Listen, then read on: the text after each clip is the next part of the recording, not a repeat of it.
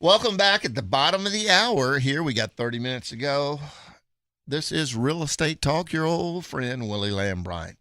John Sturges is a guy you should get to know if you're buying or selling a home.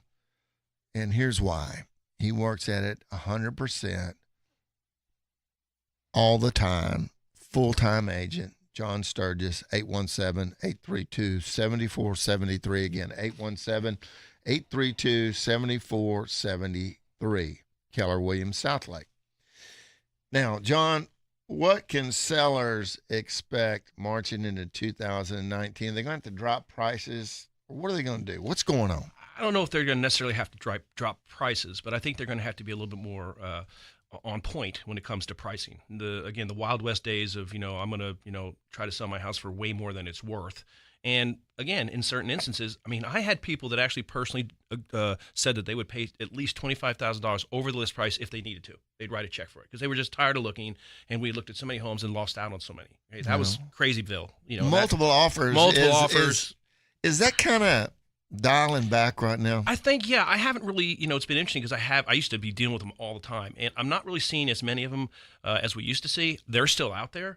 Again, we're talking about a market here that's kind of split between that $400,000 and up and $400,000 and below. So if you're below as a seller, you don't really have much to worry about. You're still going to get a lot of play. There's not a lot of inventory in those price categories. And again, as we've said before, that's where most of the business buyer or the buyers are concentrated. Okay, Sure.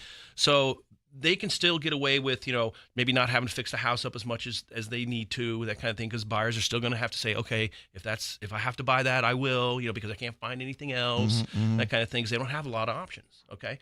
But for sellers that are starting to are in that upper price ranges, where they're starting to see a shift now, and they're going to have to be dealing with some new circumstances and some new market dynamics.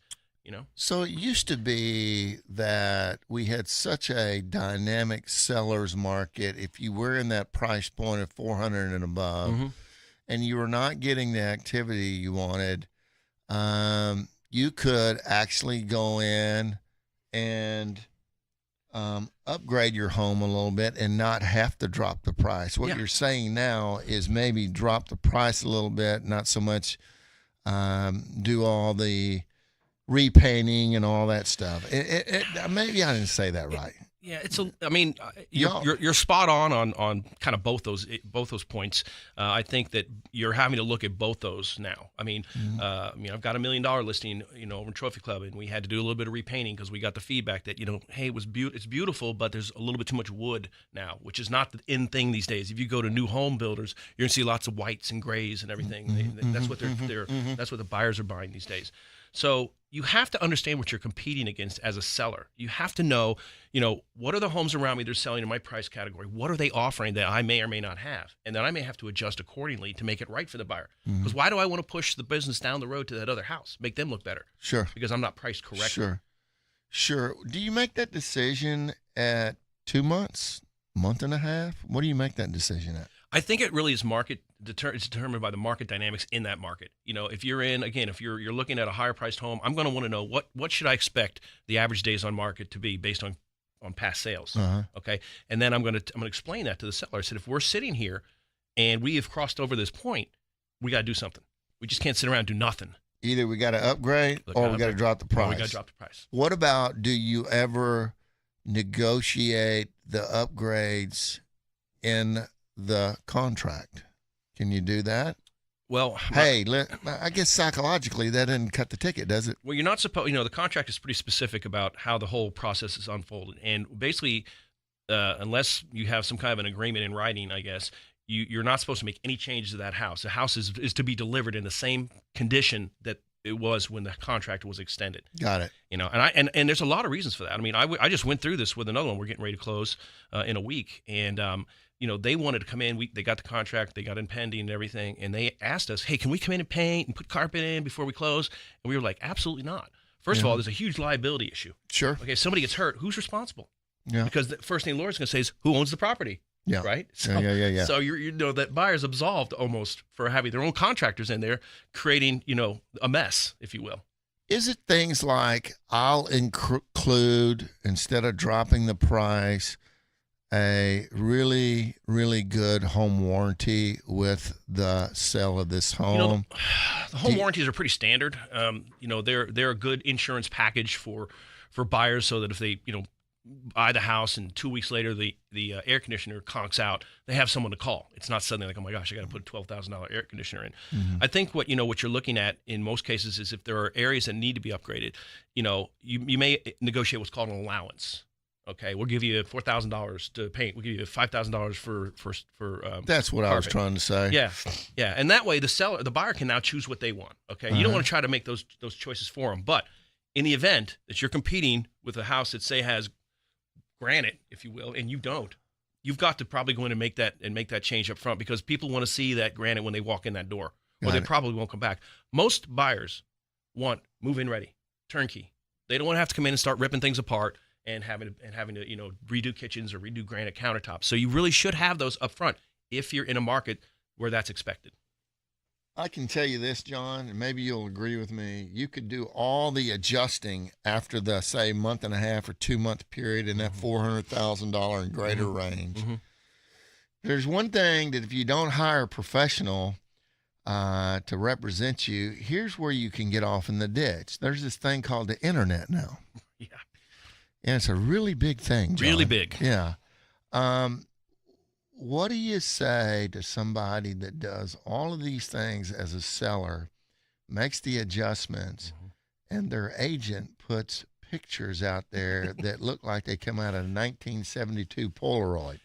Yeah, you've really got to be careful when you go on the market, especially when you have the internet now, where 96% of all buyers start their searches, whether they have an agent or not. They're looking. And when they see something they like, they start scrolling through the pictures because everybody wants to see the pictures. And, we're real estate professionals. We're not photographers. Got it. Okay? So just because you have an iPhone doesn't make you a photographer, right? Got it. So, I've got a $1,000 camera that I could use. I don't.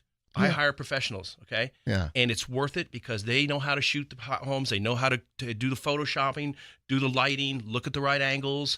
We're there directing them what we want to show, but we're basically painting a picture or telling a story. And we want that buyer to go through that whole process and be pleasantly surprised.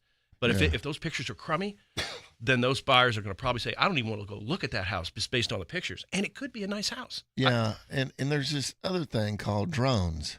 Yeah.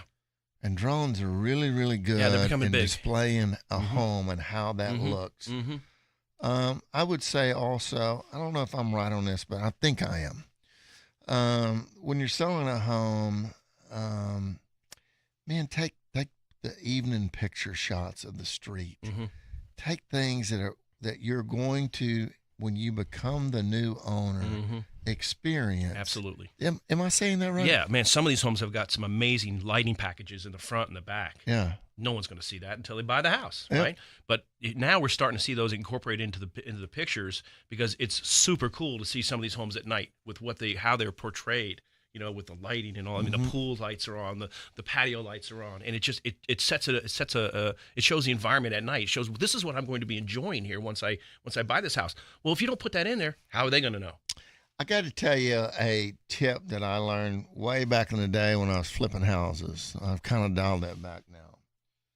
But something a seller can do to increase their visibility, their aha, shock value. Wow on somebody. Value, yeah. Wow. Go down to Home Depot and rent you a $50 power washer and power wash the sidewalks and driveway. Power wash your siding, power wash all that stuff. Again, curb appeal is huge. People are going to form an opinion the minute they roll up on a house. The same way the first time you meet somebody, before they've even uttered a word, you've already formed an opinion of them just based on the way they look. Yeah, I had a lady and her husband walk up to one of my properties I was selling, and I actually heard them say, "Oh my goodness, I like this house and the new driveway it has." It wasn't a new driveway; it was power washed. Yeah. And buyers look at all these things. You as a seller, it kind of goes back to when we have an inspection done. You get this inspection report, and then you hand this to the seller, and you say, "Well, here's what we found that we didn't know." And a lot of times they're like, "Wow. Yeah. We had no idea." Yeah. That kind of, so they live in the house and they live in it with all the warts and all the stuff, and they don't see it. All right, guys, I got to go to break. My friend John Sturges, you can reach out to him at 817-832-7473. Again, 817-832-7473.